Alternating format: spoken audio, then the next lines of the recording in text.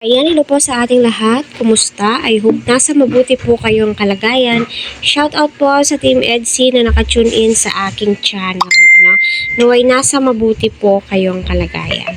So, ang topic po natin ay nabanggit po yan ni Kalinga Prab habang ini-interview nga po niya itong si Viancy. So, mapapasaludo ka the way na sumasagot or tinatanong ni Kalinga Prab itong si Viancy. Straight to the point lamang po siya na gusto niyang mangyari ay maging stable muna siya bago siya mag-aasawa, matulungan niya ang kanyang pamilya, o diba? Family oriented, same kay Kalingap Edo, kaya nga maraming nagmamahal sa kanya, at especially nagpapasalamat po siya kay Kalingap Eds, dahil simula nang nagka-love team po sila, nagka-partner, ay bumubuhos po yung biyaya para kay Viancy. So totoo naman po prioritize mo muna yung pag-aaral mo, Viancy, kasi nga napaka-importante niyan.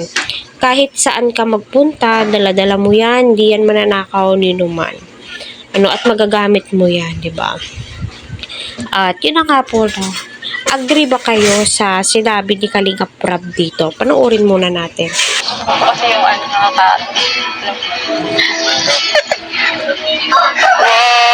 lagi Goyo! nakatapos na po ako tsaka Nakatapos ng pag-aaral. makatulong na po ang kilawang. Okay. Kasi yung mayroon na po ako. Parang stable. Apo. Oo. Hey, mayaman. Stable na yan, no? Stable na. Maghihintay na lang pala sa EDS makagraduate. So, ayun po. Thank you mga kalingap. Grabe. Congrats, Viancy. Kasi tuloy-tuloy yung blessings mo, no? Siyempre, thank you din kay Edu, no? Talagang all-out support din sa'yo.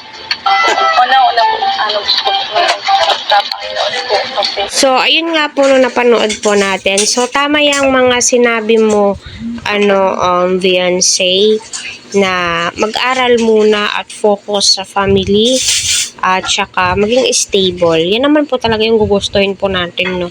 Lalong-lalo na lumaki tayo sa hirap, diba?